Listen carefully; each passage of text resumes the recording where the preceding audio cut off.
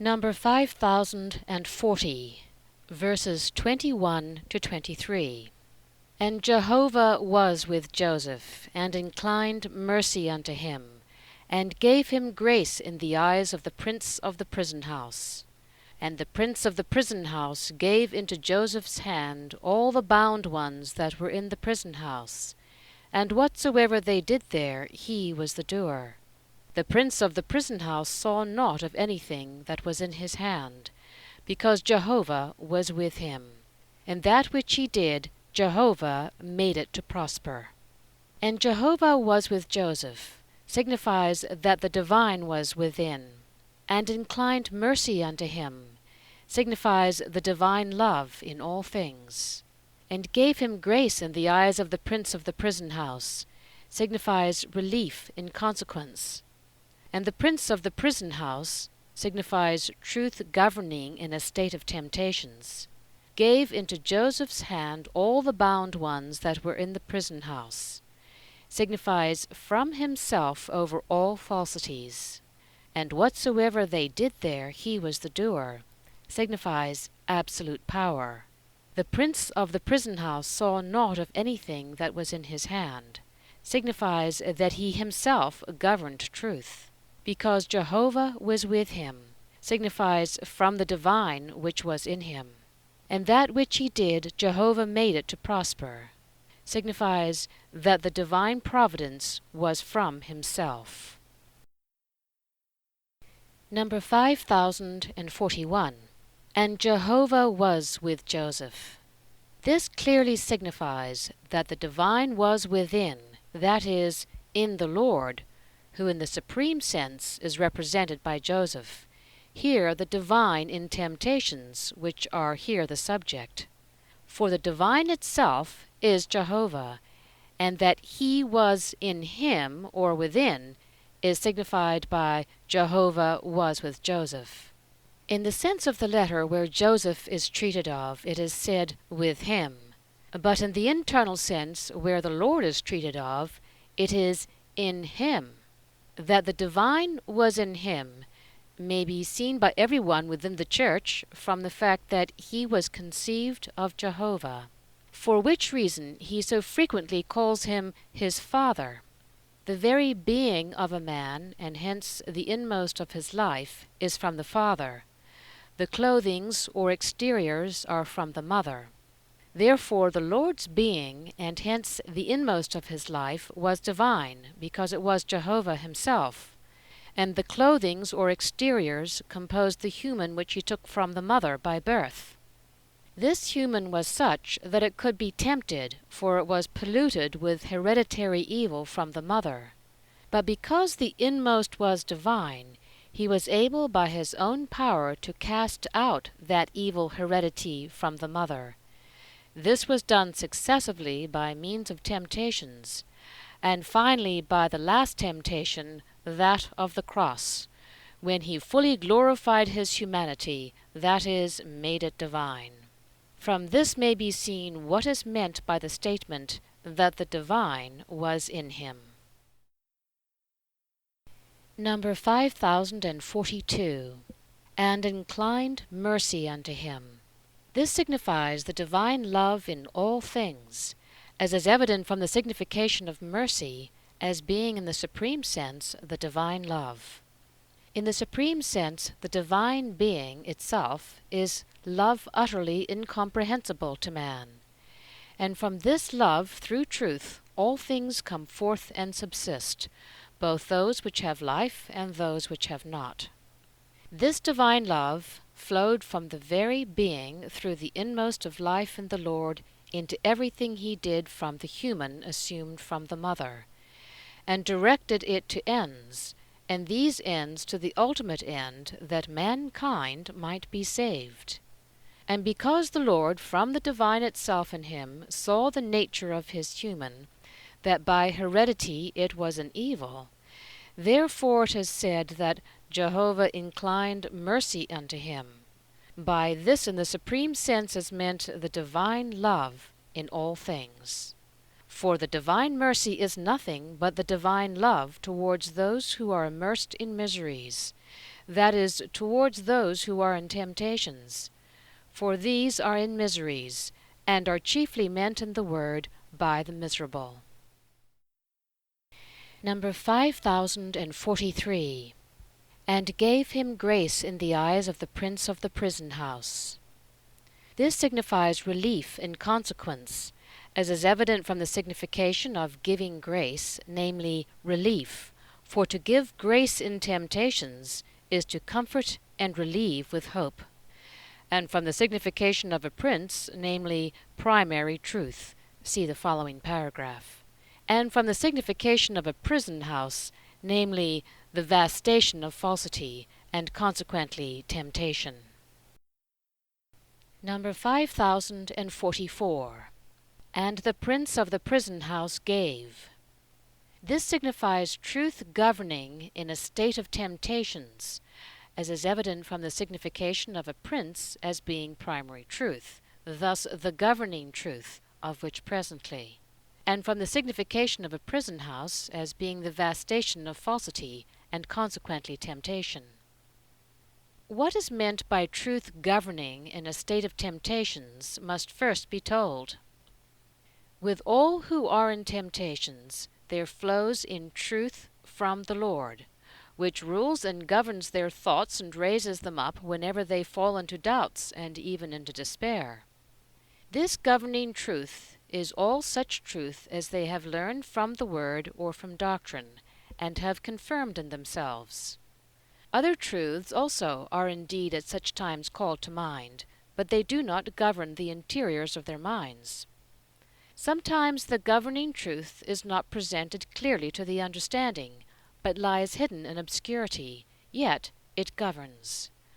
For the divine of the Lord flows into it, and thus keeps the interiors of the mind in it, and therefore when it comes to light, the person in temptation receives consolation and is relieved. It is not this truth itself, but the affection of it, by which the Lord governs those who are in temptations. For the divine flows only into the things of the affection. The truth which is implanted and rooted in a man's interiors is implanted and rooted by affection, and not at all without affection. And the truth which has been implanted and rooted by affection clings there, and is recalled by affection. And when this truth is so recalled, it gives stability to the affection that is conjoined with it, which is the man's reciprocal affection.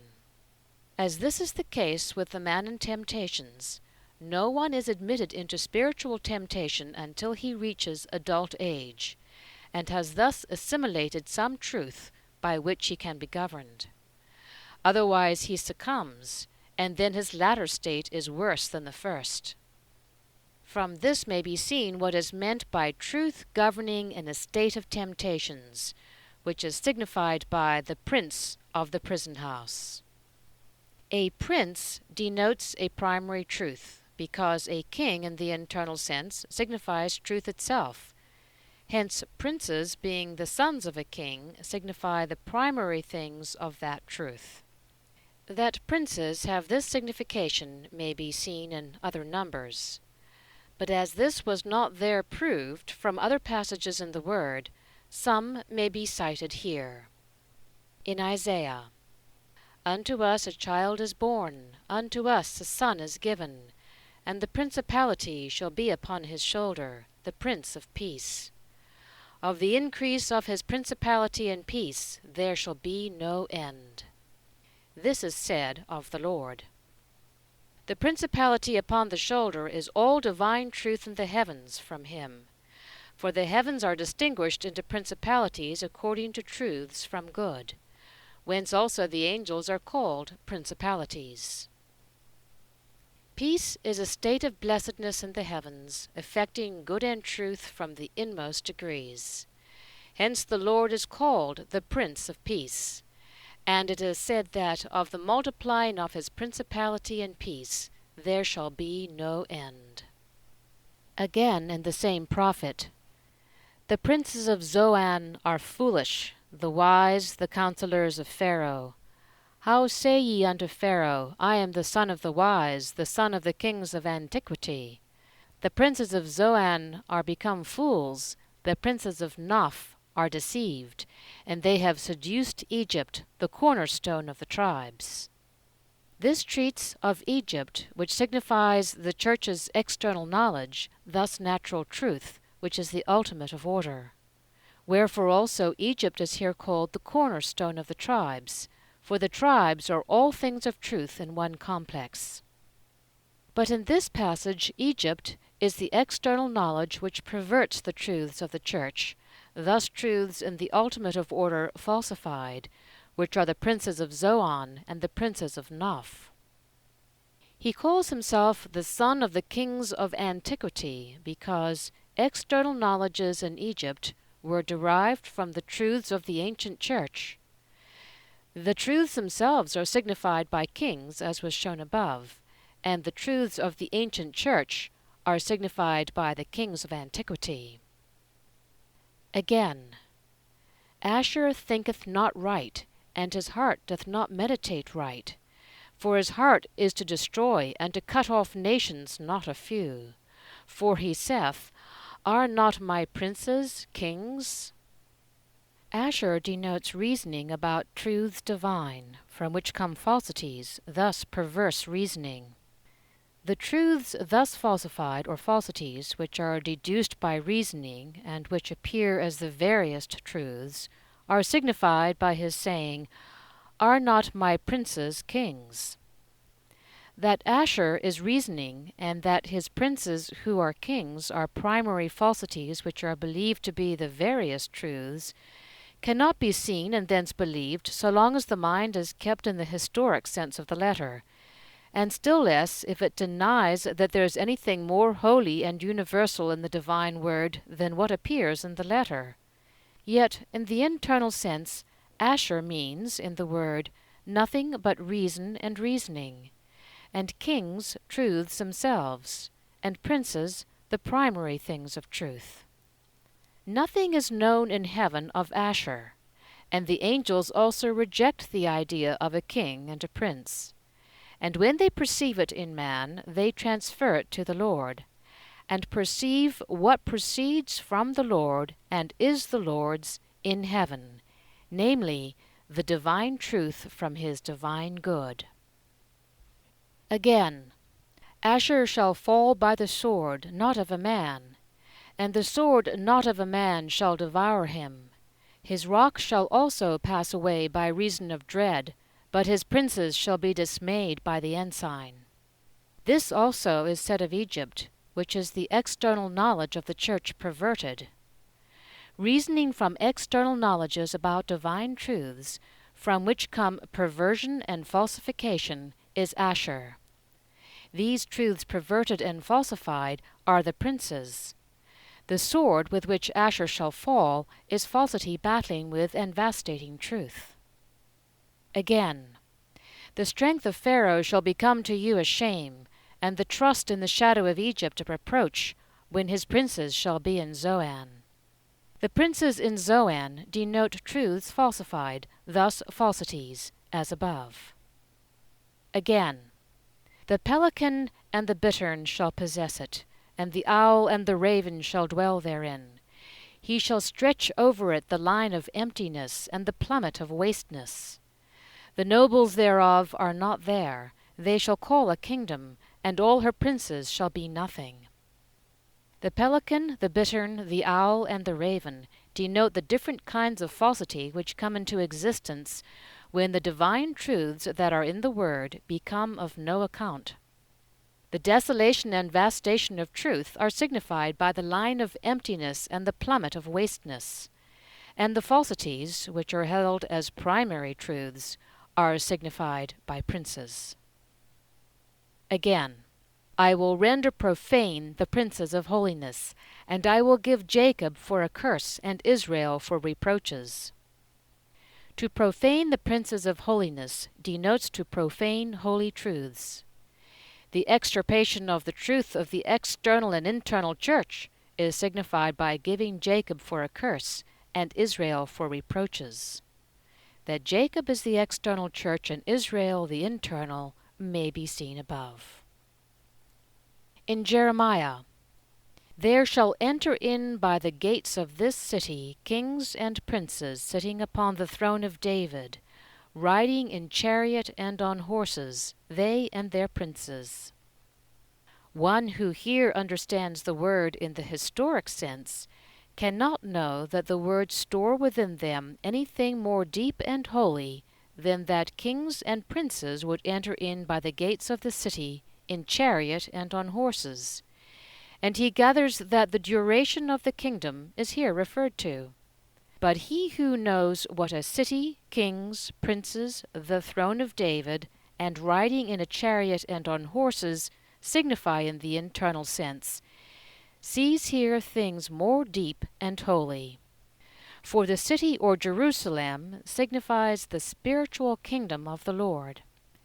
Kings signify divine truths, as shown above. Princes, the primary things of truth. The throne of David, the heaven of the Lord. Riding in chariot and on horses, the spiritual understanding of the church. Again, O sword against the Chaldeans, and against the inhabitants of Babylon, and against her princes, and against her wise men. O sword against the liars, O sword against her horses, and against her chariots. A sword denotes truth fighting against falsity, and falsity fighting against truth, and vastating it. The Chaldeans denote those who profane truths, and the inhabitants of Babylon those who profane good. Princes denote the falsities which to such men are primary truths.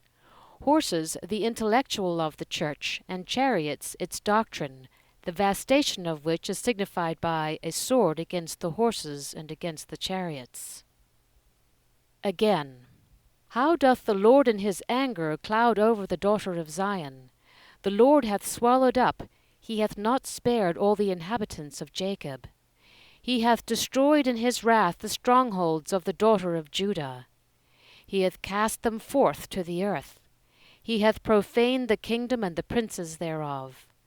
The gates have sunk into the earth, and he hath broken the bars in pieces. The king and the princes are among the nations. The daughter of Zion and of Judah denotes the celestial church, here this church destroyed. The kingdom, the truths of doctrine therein. The king, the truth itself, and the princes, its primaries. Again, our skins have been blackened like an oven because of the storms of famine. They ravished the women in Zion, the virgins in the cities of Judah. The princes were hanged up by their hand. The princes being hanged up by their hand denotes that truths are profaned, for hanging represented the damnation of profanation. And because of this representation, it was commanded, when the people committed whoredom after Baal Peor and worshipped their gods, that the princes should be hanged up before the sun. For to commit whoredom after Baal Peor, and to worship their gods, was to profane worship. In Ezekiel, the king shall mourn, and the prince shall be clothed with astonishment, and the hands of the people of the land shall be terrified. I will deal with them after their way. Here the king in like manner denotes truth in general, and the prince its primaries. Again, the prince that is in the midst of them shall be borne upon the shoulder under the darkness, and shall go forth. They shall dig through the wall to bring out through it. He will veil over his face, that he see not the earth at his eye. Prince here does not mean a prince, but the truth of the church, as is very evident. When this is said to be borne upon the shoulder under the darkness, it means that with all their might it should be conveyed down among falsities, for darkness means falsities. To veil over the face denotes that truth should not be seen at all. His not seeing the earth at his eye means that nothing of the church would be seen. That the earth is the church may be seen above. In Hosea, the sons of Israel shall sit many days.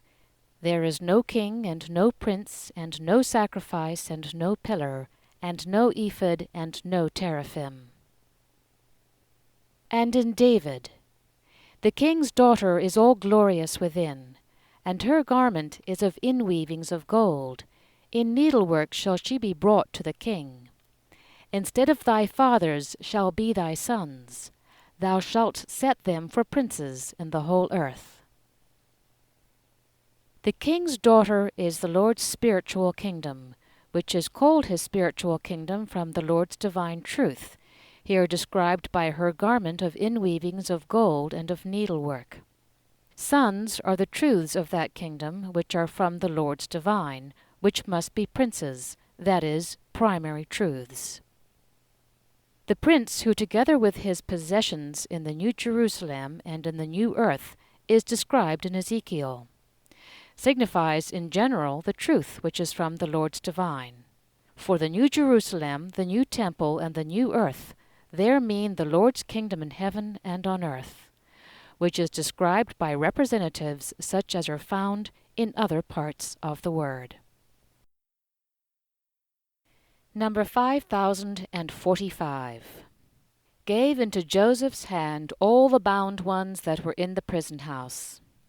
This signifies from himself over all falsities, that is, truth governing in a state of temptations, as is evident from the signification of giving into Joseph's hand, namely, putting into his power, the hand being power, thus meaning that it was from himself.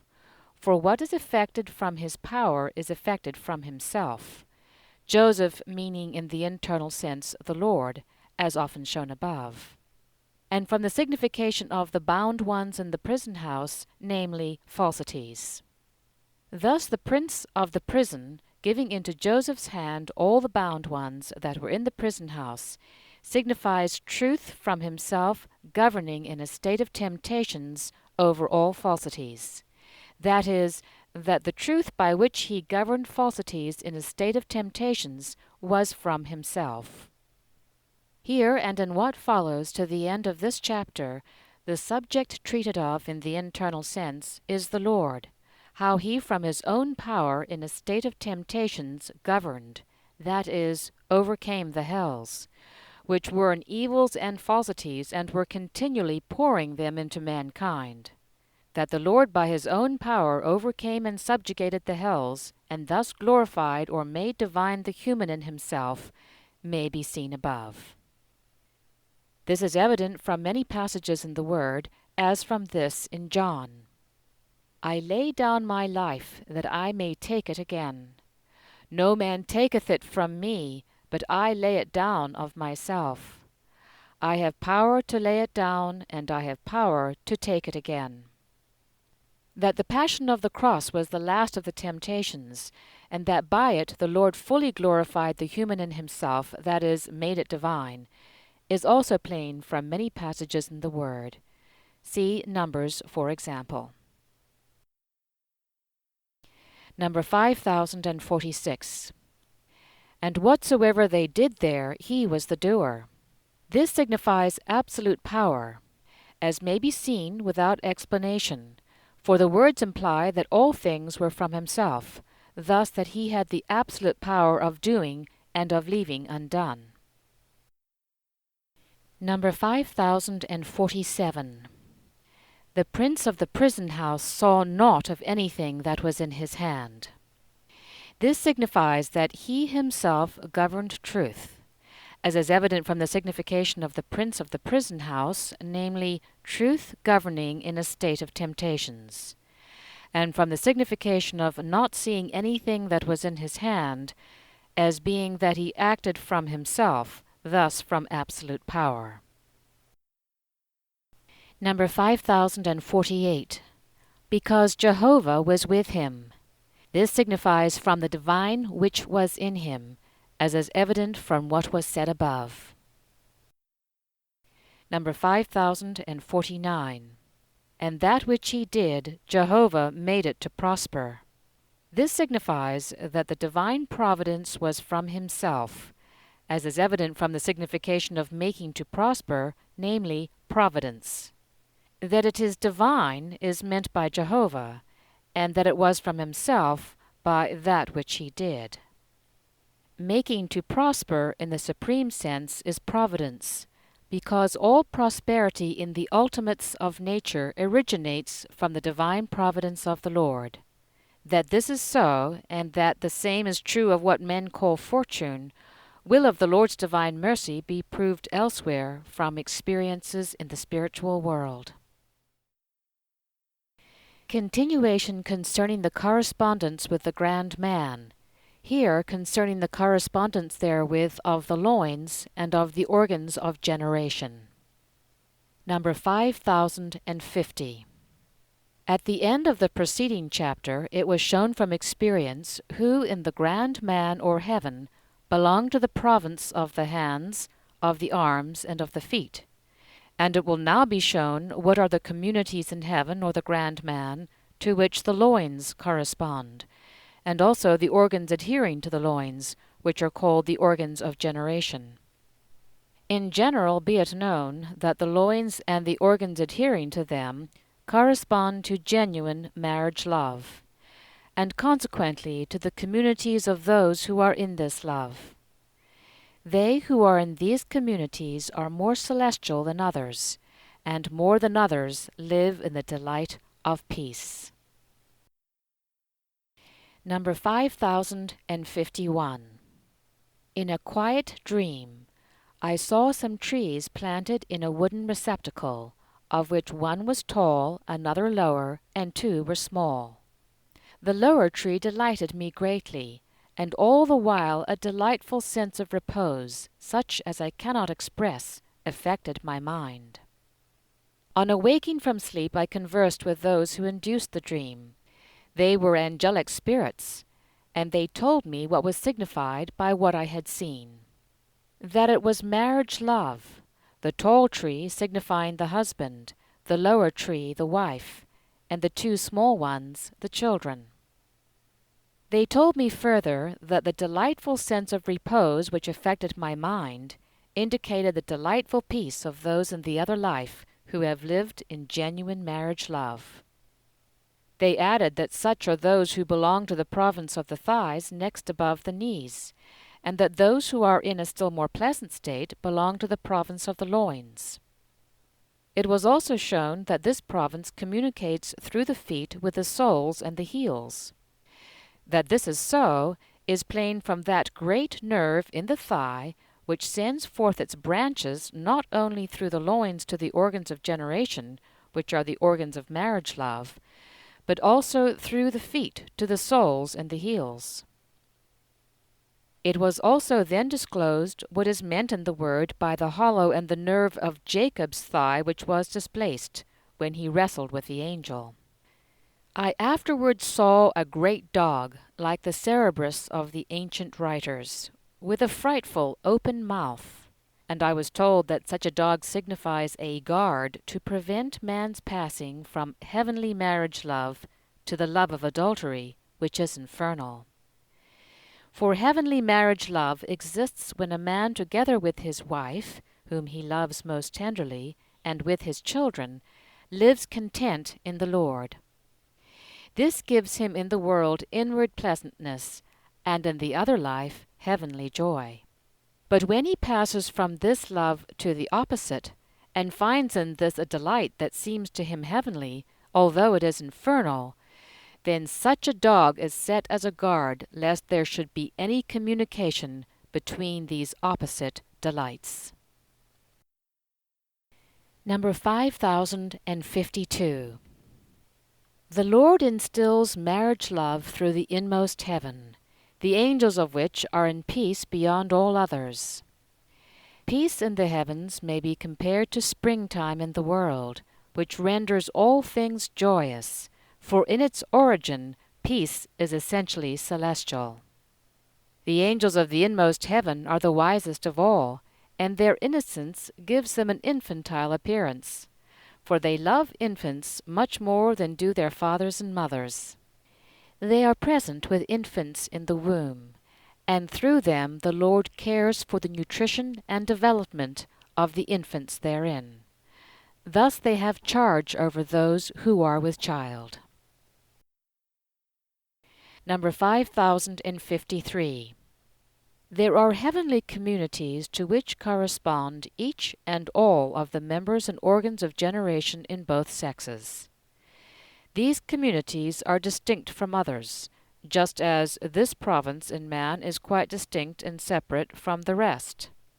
The reason why these communities are celestial is that marriage love is the fundamental love of all loves.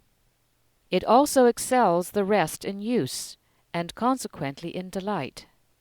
For marriages are the nurseries of the whole human race, and are also the nurseries of the Lord's heavenly kingdom, for heaven is from the human race.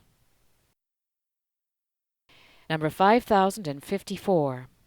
Those who have loved infants most tenderly, as for instance loving mothers, are in the province of the womb and the organs round about, namely in the province of the neck of the womb and of the ovaries.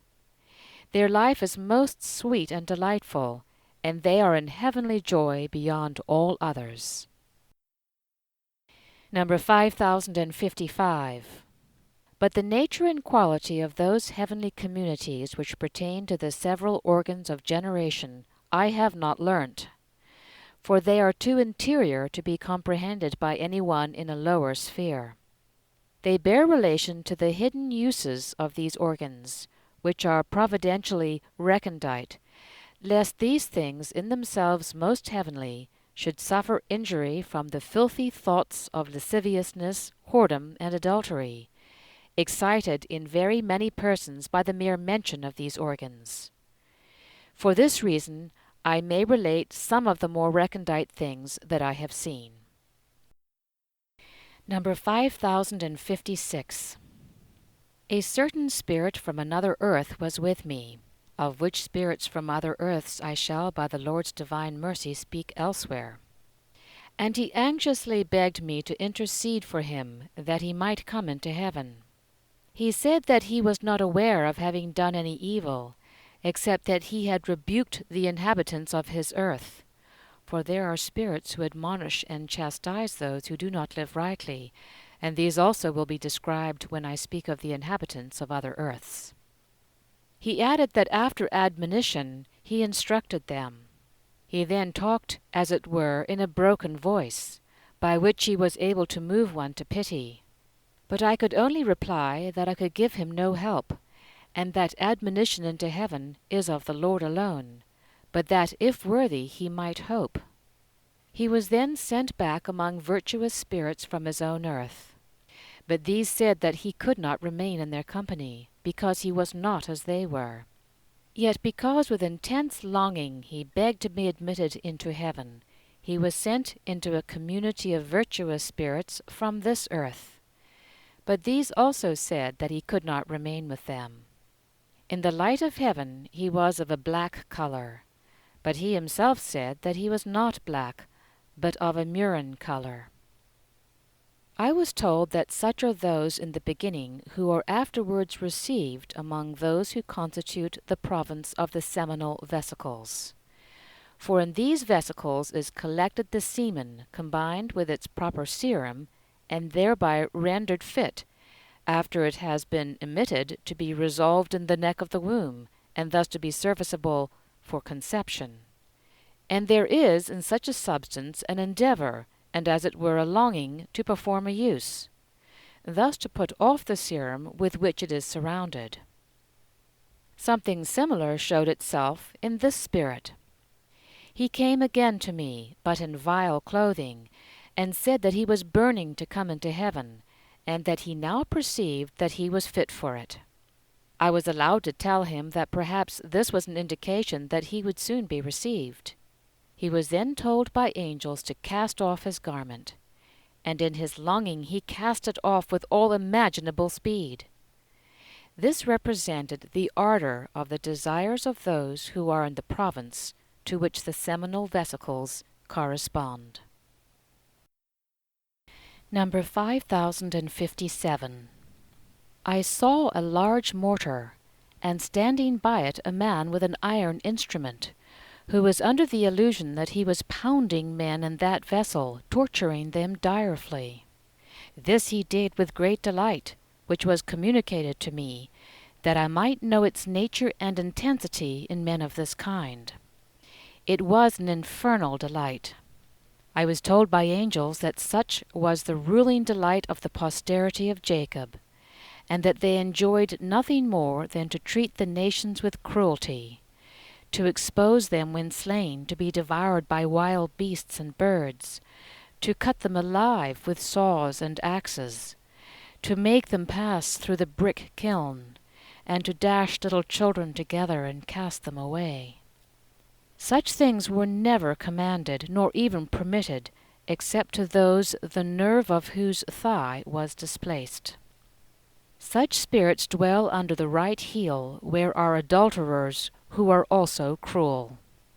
It is therefore surprising that any one should ever have believed that that nation was chosen above all others. Believing this, many confirm themselves in the idea that the life is of no consequence, but that election, and hence reception into heaven, is of mere mercy, whatever the life may have been. Yet every one from sound reason may see that to think in this way is contrary to the divine, for the divine is mercy itself, and therefore if reception into heaven were of mere mercy without regard to the life, every one would be admitted. To thrust any one down to hell, to be tormented there, when it would be possible to admit him into heaven, would be mercilessness, and not mercy. And to elect one in preference to another would be injustice, and not justice. Wherefore those who have believed and have confirmed themselves in the idea that some are elected and others not, and that admission into heaven is of mere mercy without regard to the life, are told, as I have several times heard and seen, that heaven is never denied by the Lord to anyone, and that if they desire they may know this from experience. For this purpose they are taken up into some community of heaven, where are those who live in the affection of good or in charity.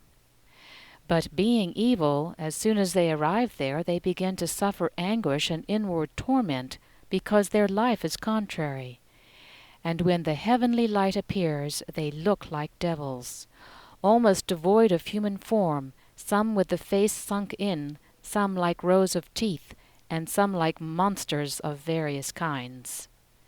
Thus they abhor themselves, and cast themselves down headlong into hell, and the deeper they go, the better. Number 5058. There was also a certain person who in the world had been a man of position, and who was then known to me, although not as to his inward character. But in the other life, after some changes of the state of his life, it became evident that he was deceitful. When he had been for some time among the deceitful in the other life, and had suffered severely there, he desired to be separated from them. I heard him then saying that he desired to enter heaven, and he too had believed that reception therein is of mere mercy.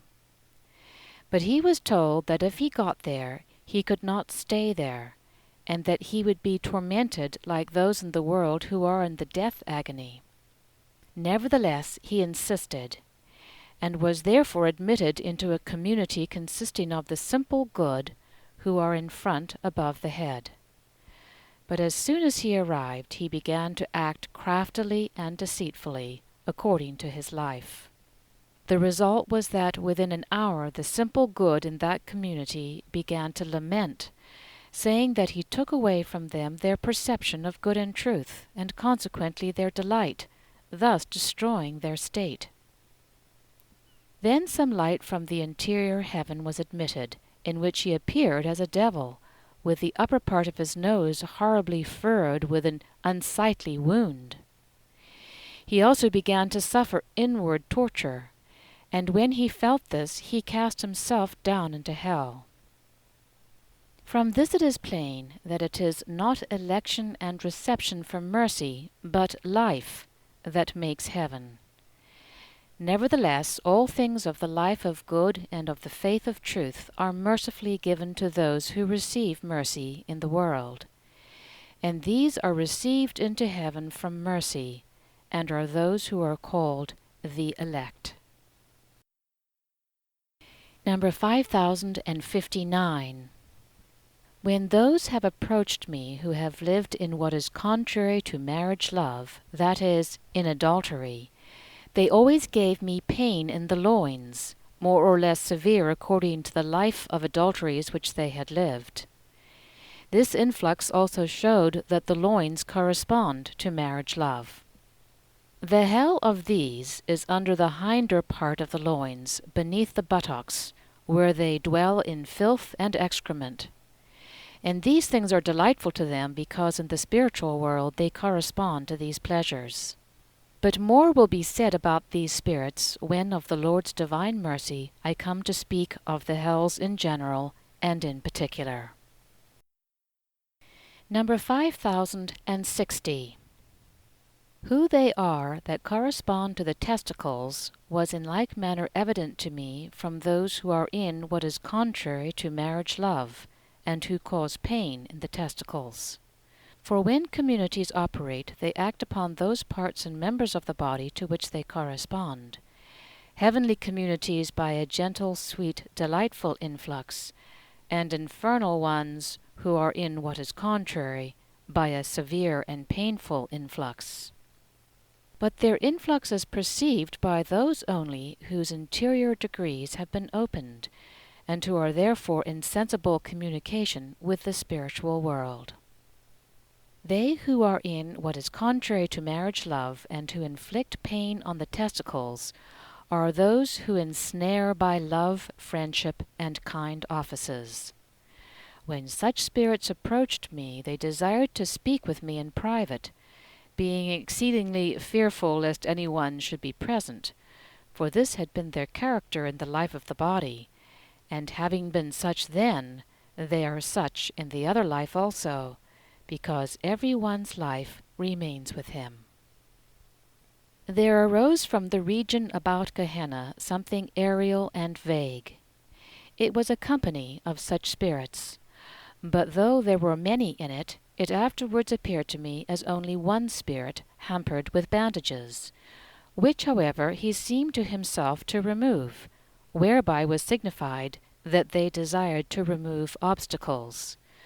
For thus do the thoughts and efforts of the mind appear representatively in the world of spirits, and when they appear, their signification is instantly perceived.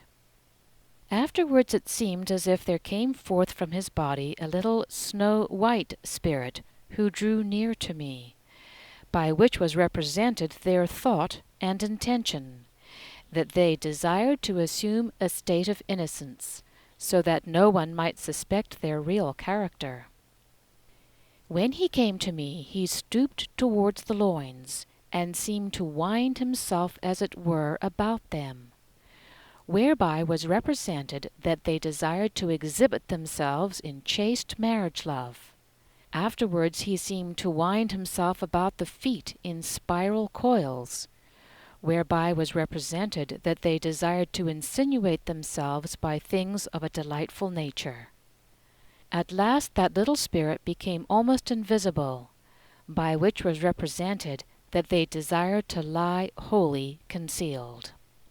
I was told by angels that such insinuation is characteristic of those who seek to ensnare in marriage love, that is to say, those who in the world, with the object of committing adultery with wives, have ingratiated themselves by speaking chastely and sanely about marriage love, by caressing the children, by praising the husband in every possible way, so as to be thought friendly, chaste, and innocent, although they are deceitful adulterers.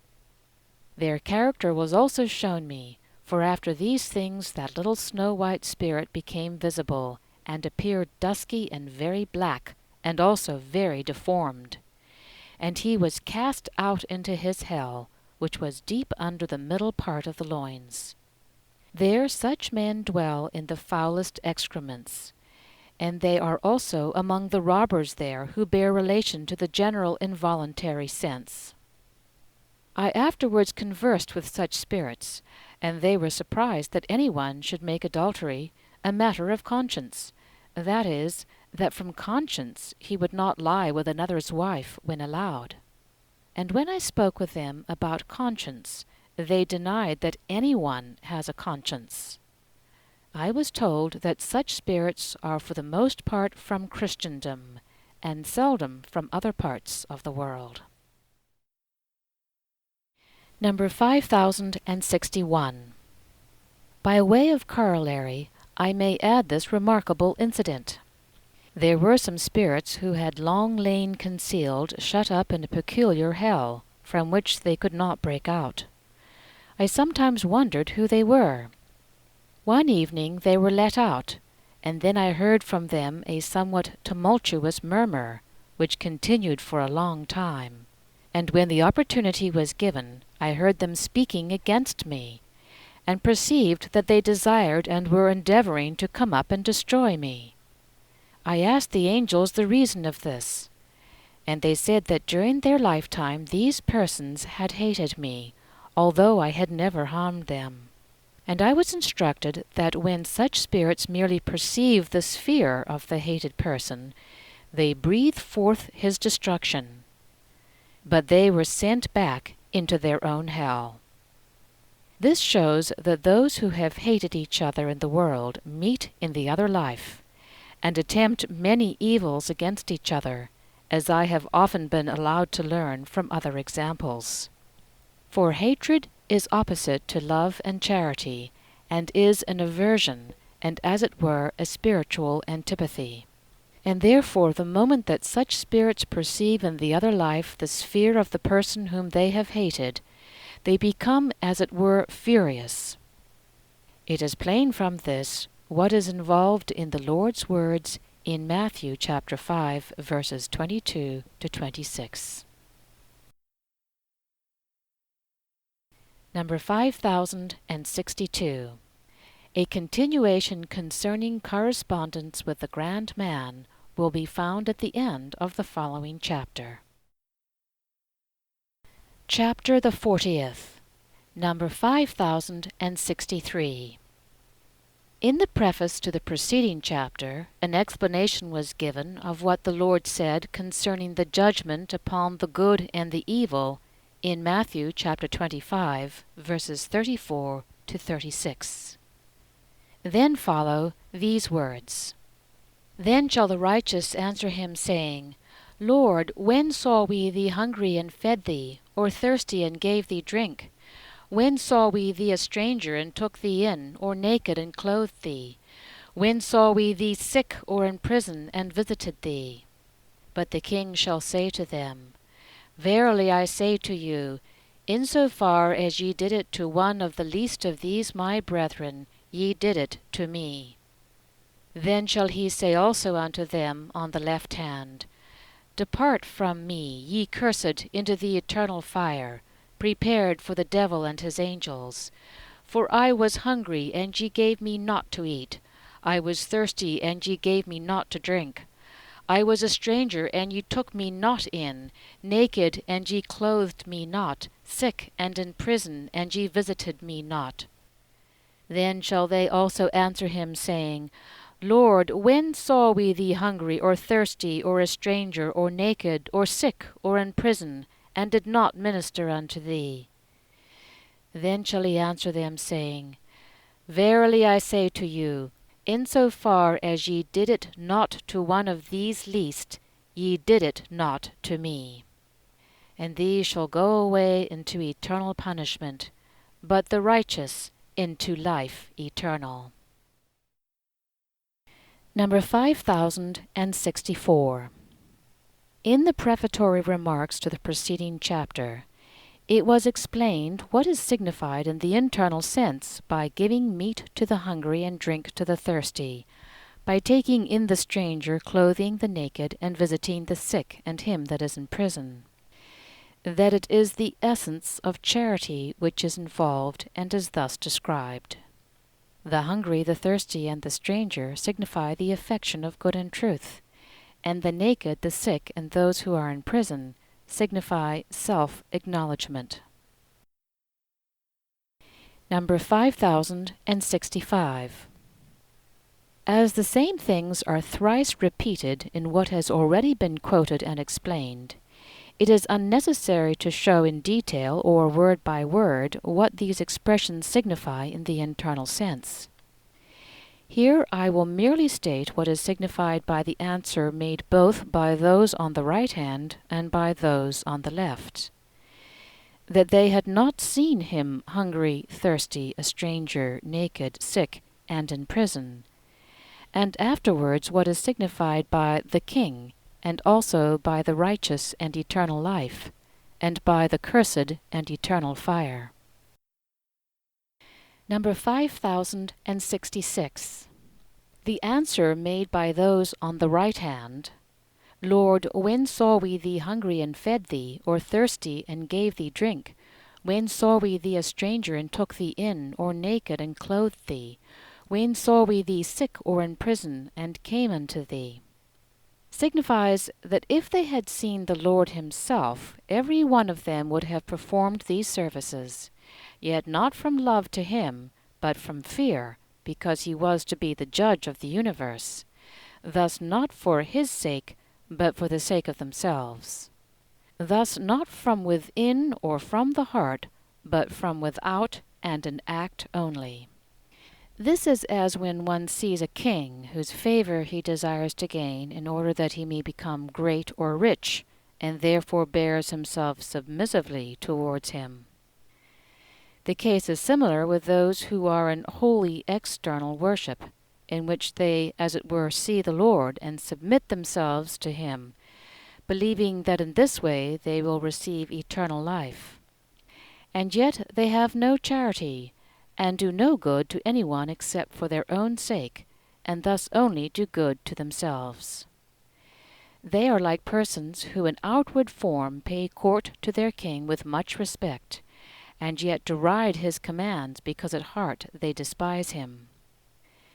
These and similar things are signified by those on the right hand so answering, and as the evil also do similar things in outward form, those on the left made nearly the same answer. Number 5067. As therefore the Lord cares not for external but for internal things, and as man testifies to his internal things not by worship only, but by charity and its acts, the Lord answered, Verily I say to you, insofar as ye did it to one of the least of these my brethren, ye did it to me. Those are called brethren who are in the good of charity and of life, for the Lord is with them, because they are in good itself. And it is they who are properly meant by the neighbor. In these also the Lord does not manifest himself, for in respect to him they are vile. But the man manifests himself before the Lord, in that he worships him from within. Number 5068. The Lord calls himself King in these words, When the Son of Man shall come in his glory, then shall he sit upon the throne of his glory, then shall the King say unto them. Because the Lord's royalty is the divine truth, from which and according to which judgment is effected. But from and according to it the good are judged in one way and the evil in another. The good, because they have received divine truth, are judged from good, and thus from mercy. The evil, because they have not received divine truth, are judged from truth, and thus not from mercy, for they have rejected mercy, and hence they continue to reject it in the other life. To receive divine truth is not only to have faith, but also to practice it. That is, to apply doctrine to life. This is why the Lord calls himself King. That the Lord's royalty is the divine truth has been shown above. Number 5069. That they on the right hand are called the righteous. Then shall the righteous answer him, saying, and the righteous shall go into eternal life, signifies that they are in the Lord's righteousness. All who are in the good of charity are called the righteous, not that they are righteous from themselves, but from the Lord, whose righteousness is appropriated to them. Those who believe themselves righteous from themselves, or made so righteous that there is no longer anything evil in them, are not among the righteous, but among the unrighteous. For they attribute good to themselves, and also claim merit on that account. And such can never adore the Lord from true humiliation. So that those who in the word are called the righteous and the saints are those who know and acknowledge that all good is from the Lord, and that all evil is from themselves, that is theirs from hell. Number 5070. The eternal life which is given to the righteous is life from good. Good has life in itself, because it is from the Lord, who is life itself. In life from the Lord there are wisdom and intelligence. For to receive good from the Lord, and thence to will good, is wisdom. And to receive truth from the Lord, and thence to believe truth, is intelligence. And those who have this wisdom and intelligence have life. And as happiness cleaves to such life, eternal happiness also is signified by life. The contrary is the case with those who are in evil. These do indeed appear, especially to themselves, as if they had life. But it is such life as in the word is called death, and also is spiritual death. For they are not wise in any good, nor intelligent in any truth. This may be seen by everyone who considers the matter. For as there is life in good and its derivative truth, there cannot be life in evil and its derivative falsity, because these are opposites and extinguish life. Therefore the persons in question have no other life than that of the insane. Number 5071. They on the left hand are called cursed, and their punishment eternal fire, as where it is said, Then shall he say also unto them on the left hand, Depart from me, ye cursed, into the eternal fire, prepared for the devil and his angels. And these shall go away into eternal punishment. For they have turned away from good and truth, and have turned towards evil and falsity. A curse, in the internal sense of the word, signifies a turning away. The eternal fire into which they must depart is not natural fire, nor torment of conscience, but lust of evil. For lusts in man are spiritual fires which consume him in the life of the body, and torment him in the other life. By these fires the infernals torture one another in direful ways. That eternal fire is not natural fire is evident. Neither is it the torment of conscience, for those who are in evil have no conscience. They have had none in the life of the body, and therefore cannot have any in the other life. But eternal fire is lust, because all vital fire is from the loves in man, heavenly fire from the love of good and truth, and infernal fire from the love of evil and falsity. Or what is the same, heavenly fire is from love to the Lord and love to the neighbor, and infernal fire is from the love of self and the love of the world. That all the fire or heat within man is from this source, any one may know if he pays attention to the matter. For this reason also love is called spiritual heat, and fire and heat in the word signify nothing else. The vital fire in the evil is such that in the excitement of their lusts they are in a kind of fire, which inspires them with the ardor and fury of tormenting others. But the vital fire in the good is such that when in a high degree of affection, they also are in a kind of fire, but this inspires them with the love and zeal of doing good to others. Chapter 40. Verse 1.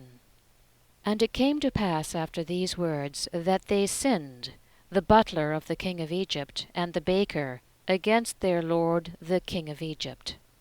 2. And Pharaoh was wroth with his 2 officers, with the chief of the butlers and with the chief of the bakers. 3. And he put them into the custody of the house of the chief of the guards, into the prison house, the place where Joseph was bound. 4. And the chief of the guards set Joseph over them, and he ministered to them, and they were for days in custody. 5. And they dreamed a dream, both of them, each his dream in one night, each according to the interpretation of his dream, the butler and the baker of the king of Egypt, who were bound in the prison house. 6. And Joseph came unto them in the morning, and saw them, and behold, they were troubled. 7. And he asked Pharaoh's officers that were with him in the custody of his lord's house, saying, Wherefore are your faces evil today? 8. And they said unto him, We have dreamed a dream, and there is no interpreter of it. And Joseph said unto them, Do not interpretations belong to God? Tell it me, I pray. 9. And the chief of the butlers told his dream to Joseph, and said to him, In my dream, behold, a vine was before me. 10. And in the vine were 3 shoots, and it was as though it budded, its blossoms went up, and the clusters thereof ripened grapes. 11. And Pharaoh's cup was in my hand, and I took the grapes and pressed them into Pharaoh's cup, and I gave the cup into Pharaoh's hand. 12. And Joseph said to him, This is the interpretation of it. The 3 shoots are 3 days. 13. Yet within 3 days shall Pharaoh lift up thy head, and shall restore thee to thy place, and thou shalt give Pharaoh's cup into his hand, after the former manner when thou wast his butler.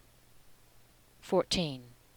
But remember me when it is well with thee, and show mercy, I pray, to me, and make mention of me unto Pharaoh, and bring me out of this house. 15. For indeed I was carried away out of the land of the Hebrews, and here also have I done nothing that they should put me into the pit. 16. And the chief of the bakers saw that he had interpreted what was good, and he said unto Joseph, I also was in my dream, and behold, 3 baskets with holes in them upon my head. 17. And in the uppermost basket there was of all food for Pharaoh the work of the baker, and the bird did eat them out of the basket from upon my head. 18. And Joseph answered and said, This is the interpretation thereof. The 3 baskets are 3 days. 19. In yet 3 days shall Pharaoh lift off thy head from upon thee, and shall hang thee upon wood, and the bird shall eat thy flesh from upon thee. 20. And it came to pass on the 3rd day, on Pharaoh's birthday, and he made a feast unto all his servants, and he lifted up the head of the chief of the butlers, and the head of the chief of the bakers among his servants. 21. And he restored the chief of the butlers to his butlership, and he gave the cup into Pharaoh's hand. 22. And he hanged the chief baker, as Joseph interpreted to them. 23. And the chief butler did not remember Joseph, but he forgot him. The contents. Number 5072. The internal sense of this chapter is a continuation of a state of temptations, by which even bodily things might be brought into correspondence. Bodily things, properly so called, are sensuous things, which are of 2 kinds, some being subordinate to the intellectual part, and some to the will part. Those which are subordinate to the intellectual part are represented by the butler of the king of Egypt, and those which are subordinate to the will part are represented by his baker. That the former are for a time retained, but the latter cast out, is represented by the butler returning to his place and the baker being hanged. The rest will be plain from the series in the internal sense. The internal sense, number 5073, verses 1 to 4. And it came to pass after these words that they sinned, the butler of the king of Egypt and the baker, against their lord the king of Egypt. And Pharaoh was wroth with his 2 officers, with the chief of the butlers and with the chief of the bakers. And he put them into the custody of the house of the chief of the guards, into the prison house, the place where Joseph was bound. And the chief of the guards set Joseph over them, and he ministered to them, and they were for days in custody. And it came to pass, signifies a new state and the things which follow. After these words, signifies after the things which precede. That they sinned, signifies inverted order. The butler of the king of Egypt signifies in those things in the body which are subject to the intellectual part.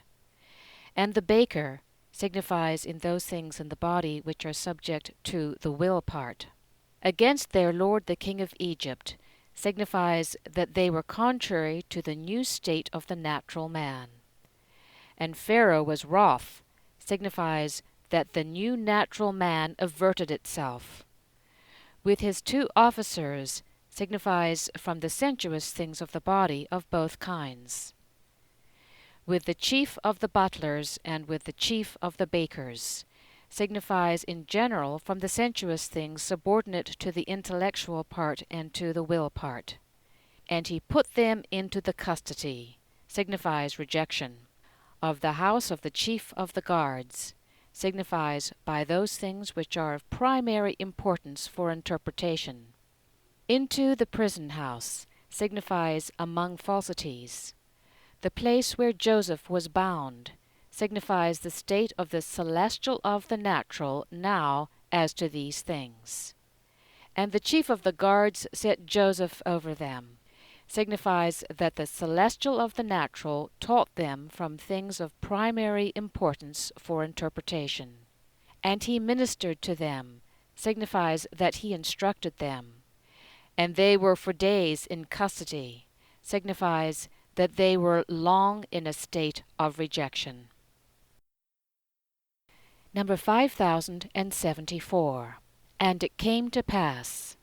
This signifies a new state and the things which follow, as is evident from the fact that the expression "it came to pass" or "it was" in the word involves a new state, and that in the original language it serves to distinguish between the series of things which precede and which follow. Hence it also signifies the things which follow. Number 5075. After these words. This signifies after the things which precede, as is evident from the signification of words in the original language, namely, things. Here, therefore, after these words means after these things, thus after the things which precede. Words in the original language also signify things because words, in the internal sense, signify truths of doctrine.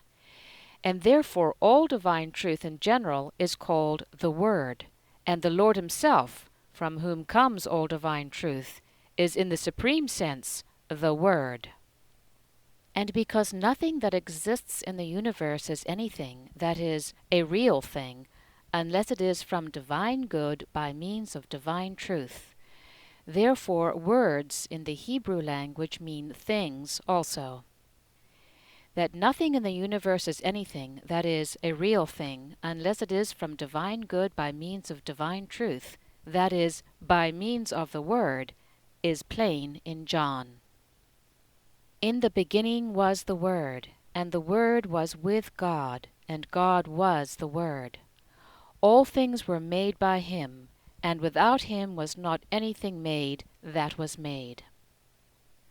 The interior significations of words originate for the most part in the interior man, which is among spirits and angels. For every man as to his spirit, or as to that very man which lives after the death of the body, is in company with angels and spirits, although the external man is not aware of this. And because he is in company with them, he is also with them in the universal language, and thus in the origins of words. Hence there are imparted to words many significations which in the external form appear incongruent, although in the internal form they are entirely congruent, as here that words signify things. It is the same in a host of cases, as when the understanding is called the inward sight, light being attributed to it, when attention and obedience are called hearing and hearkening, when the perception of a thing is called smelling, and so forth. Number 5076. That they sinned. This signifies inverted order, as is evident from the signification of sinning, namely, acting contrary to divine order. Whatever is contrary to this is sin. Divine order itself is divine truth from divine good. All are in this order who are in truth from good, that is, who are in faith from charity. For truth is of faith, and good is of charity. And they are at variance with this order who are not in truth from good, and who consequently are in the truth from evil, or in falsity from evil. Nothing else is signified by sin. Here by the butler's and the baker's sinning is signified that external sensuous things were in inverted order relatively to interior things, so that they did not accord or did not correspond. Number 5077. The butler of the king of Egypt. This signifies those things in the body which are subject to the intellectual part, as is evident from the signification of a butler, namely, that external or bodily sensuous part which is subordinate or subject to the intellectual part of the internal man, of which hereafter. And from the signification of the king of Egypt, namely, the natural man. As the butler and the baker are treated of in the following verses, and as they signify the external sensuous things of the body, something must first be said about these sensuous things. It is known that the external or bodily senses are 5, namely sight, hearing, smell, taste, and touch, and that these constitute all the life of the body. For without these senses the body does not live at all, and therefore when deprived of them it dies and becomes a corpse. So that the essentially bodily part of a man is nothing but a receptacle of sensations, and consequently of the life from them. The sensitive is the principal, and the bodily is the instrumental. The instrumental, without its principle to which it is adapted, cannot even be called that bodily part with which man is invested during his life in the world, but only the instrumental together with the principle when the two act as one. This, therefore, is the bodily part. All the external sensuous things of man bear relation to his internal sensuous things, for they are given to man and located in his body, in order that they may serve the internal man while it is in the world, and be subject to its sensuous things. And therefore when a man's external sensuous things begin to rule over his internal sensuous things, the man is lost. For then the internal sensuous things are considered as mere servants, to serve for the confirmation of those things which the external sensuous things command with authority. When the external sensuous things are in this state, they are in the inverted order spoken of just above. As before said, the external sensuous things of man bear relation to his internal sensuous things, in general to his intellectual part and to his will part. There are therefore external sensuous things which are subject or subordinate to his intellectual part, and there are those which are subject to his will part. That sensuous part which is especially subject to the intellectual part is the sight. That which is subject to the intellectual part and secondarily to the will part is the hearing. That which is subject to both together is the sense of smell, and still more the taste. But that which is subject to the will part is the touch. This subjection of the external sensuous things and the manner thereof might be abundantly proved, but to pursue the investigation of this now would lead us too far afield. Yet the facts may in some measure be ascertained from what has been pointed out at the end of the preceding chapters concerning the correspondence of the senses. And be it known further that all the truths predicated of faith pertain to the intellectual part, and that all the goods of love and charity pertain to the will part. Consequently, it is the function of the intellectual part to believe, to acknowledge, to know, and to see truth and also good, but of the will part to be affected with and to love these. And that with which man is affected, and which he loves, is good. But how the intellect flows into the will when truth passes into good, and how the will flows into the intellect when it acts upon it, are matters of still deeper investigation, concerning which, of the Lord's divine mercy, more will be said below as occasion offers. A butler signifies that sensuous part which is subject or subordinate to the intellectual part of the internal man, because everything which serves as a beverage, or which is drunk, as wine, milk, water, bears relation to truth, which is of the intellectual part, and thus bears relation to the intellectual part. And because it is the external or bodily sensuous part that subserves, therefore a butler signifies the sensuous or bodily part. That to give to drink and to drink are in general predicated of truths which are of the intellectual part may be seen above, and that specifically they are predicated of the truth which is from good, or of the faith which is from charity, see Numbers, and that water is truth, see Numbers. From all this may now be seen what is signified by a butler.